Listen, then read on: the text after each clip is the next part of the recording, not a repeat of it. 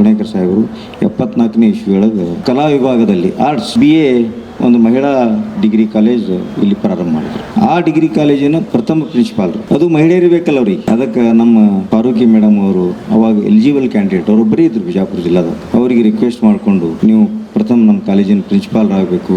ಅವರೊಬ್ಬರು ಖ್ಯಾತ ಒಂದು ತಜ್ಞರು ಇದ್ರು, ಒಂದು ಏಬಲ್ ಕ್ಯಾಂಡಿಡೇಟ್ನವ್ರಿಗೆ ಸಿಕ್ತು. ಅವರು 74ನೇ ಇಸ್ವಿಯೊಳಗೆ ಇಲ್ಲಿ ಪ್ರಿನ್ಸಿಪಾಲ್ ಅಂತ ಜಾಯ್ನ್ ಆದ್ರು, ಇಲ್ಲಿ ಸೇವೆಯನ್ನು ಸಲ್ಲಿಸಿದ್ರು. ಮುಂದೆ ಕಾರಣಾಂತರಗಳಿಂದ ಅವರು ಅಮೆರಿಕಾಗೆ ಸೆಟಲ್ आದ್ರು. परसों मयत हुई, उसके उनके यादगार में उनकी जो सर्विस 54 इयर्स बाद भी हमें याद करना पड़ता है, क्योंकि हमारे पहले प्रिंसिपल और एबल प्रिंसिपल थे. उनके ಫ್ಯಾಮಿಲಿ ಗೆ ಅವರ ಕುಟುಂಬದ ಮತ್ತು ನಾವೆಲ್ಲರೂ ಅವರ ದುಃಖದಲ್ಲಿ ಭಾಗಿಯಾಗಿದ್ದೇವೆ. ಆತ್ಮಕ್ಕೆ ಭಗವಂತ ಶಾಂತಿಯನ್ನು ಕೋರಲಿ ಅಂತ ಹೇಳಿ ನನ್ನ ಮಾತನ್ನು ಮುಗಿಸ್ತೇನೆ. Education in those days, in 1974, the situation was such that it is the first family I have heard, our Farooqi sir's family, who was very well educated, very much forward towards education, and that was the first Muslim family. No other family was as much educated as the members of Farooqi family. Not just degree. It is not PUC or your 3-year degree or your 2-year MA.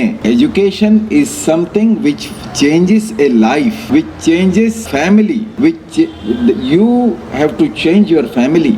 You have to change your father and mother. You have to change your brothers especially. You have to change your husband and children. That is education. And that type of education and such an example we have seen in our Pirzade madam, who has not only changed our college, she has put efforts in changing the Anjuman College, and she has put effort in changing the society in Urdu literature in America as well. Thank you so much. अंजुमन इस्लाम के high school में 5 लड़कियां पढ़ा करती थी. High school 5 लड़कियां पढ़ा करती थी. 5 में से 2 कॉलेज को गए.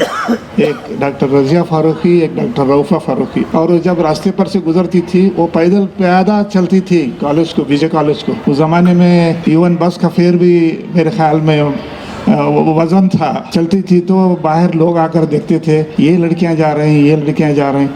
वो शलवार कमीज, दुपट्टा, वो पहरावा, वो देखकर लोग ताज्जुब होते थे कि लड़कियां बाहर आ रही हैं और लड़कियां बाहर जा रही हैं और लड़कियां कॉलेज को जा रही हैं. तो उस ज़माने में और आज के ज़माने में अल्लाह के फजल से बहुत बड़ा फ़र्क है. उसके बाद में जैसे सिकाब के डिग्री कॉलेज से उनके खिदमत रहे, उसके बाद अंजुमन डिग्री कॉलेज में शोबाए उर्दू, पर्शियन और अरबिक के डिपार्टमेंट से उनकी खिदमत रहे. अमेरिका मुंतकिल हो जाने के बाद भी उन्होंने हेल्थ एजुकेशन डिपार्टमेंट में काम किया वहाँ पे अपने कुछ साल. उसके बाद उर्दू से सिर्फ लगाव. अल्लाह ताला मरहुमा को करवट जन्नत नसीब करे और जन्नत फिरदौस में जगह दे.